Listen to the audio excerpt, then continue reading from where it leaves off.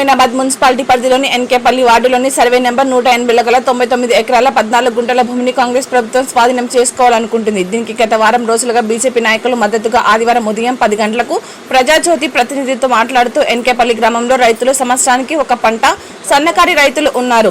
80 సంవత్సరాలుగా రైతులు భూమిపై పంట తీసుకుని జీవనం సాగిస్తున్నారు. భూములు ఇవ్వాలి అంటే మొయినాబాద్ మండలంలో అనేక చోట్ల గవర్నమెంట్ భూమి ఉంది, అక్కడ ఇవ్వచ్చు కదా అని చెప్పి రంగారెడ్డి జిల్లా ఓబీసీ కన్వీనర్ ఎల్కాని వెంకటేష్ గౌడ్ తెలిపారు. తీసుకోవడం కరెక్ట్ కాదు. నీకు రైతులు లేని పొలాలు మన మండలంలో ఎన్నో ఎకరాలు ఉన్నాయి. దాన్ని తీసుకొని గోశాల పెడితే అందరికీ సంతోషమే. గోశాల ఊరిమైనా పెట్టవచ్చు. ఇక్కడ ఉన్న రైతులు కూడా సంతోషంగా ఉంటారు. ఇక్కడ మొత్తం పంటలు పండే పొలాలే, ఏదో పనికి మళ్ళీ పొలాలు ఉన్నాయి. ఇదేదో గుట్ట చెట్టు ఉంది తీసుకొని చేయడము దానికి అనేది కాదు.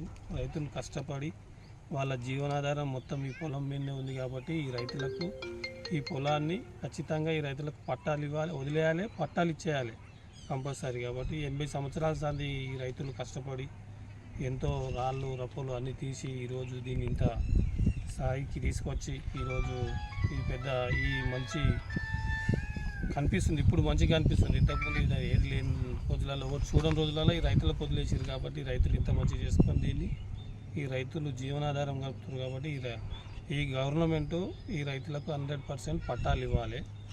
లేదంటే బీజేపీ పార్టీ ఈ రైతుల వెంబడి ఎప్పటికీ రైతులు అయ్యే వరకు కొట్లాడుతూనే ఉంటుంది. వెనుకకు పోయేది లేదు. ఇంకా పెద్ద లెవెల్లో కూడా ఇంకా రోజు రోజుకు ఇక ఆల్రెడీ ఉద్యమం ఈ రైతులపైన గవర్నమెంట్ మీద ఉద్యమం చేయడానికి దేనికైనా తెగించి ఈరోజు బీజేపీ పార్టీ తరఫున ప్రతి ఒక్కరు మన మండల నాయకులు కానీ స్టేట్ నాయకులు కానీ అందరూ గట్టిగా కొట్లాడడానికి సిద్ధంగా ఉన్నారు. గవర్నమెంట్ ఎట్టి పరిస్థితుల్లో ఈ భూమి రైతులకు ఇచ్చేయాలి. ఇవ్వకపోతే ఇచ్చే వరకు కొట్లాడడానికి ఈరోజు బీజేపీ గవర్నమెంట్ ఖచ్చితంగా కొట్లాడడానికి సిద్ధంగా ఉందని ఈ సందర్భంగా రైతులకు నమస్కారం.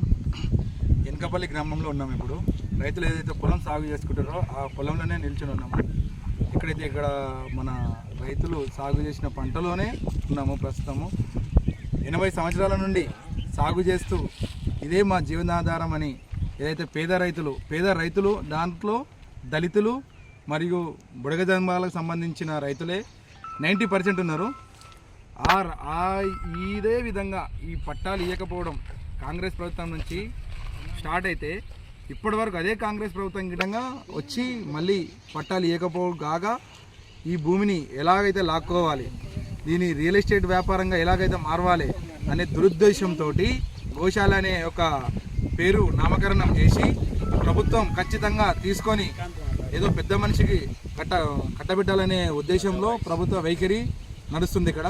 కానీ భారతీయ జనతా పార్టీ మాత్రం రైతుల పక్షాన రైతులకు ఎక్కడైతే అన్యాయం జరుగుతుందో దానికి భారతీయ జనతా పార్టీ అదే దిశగా భారతీయ జనతా పార్టీ ముందుకెళ్తుంది.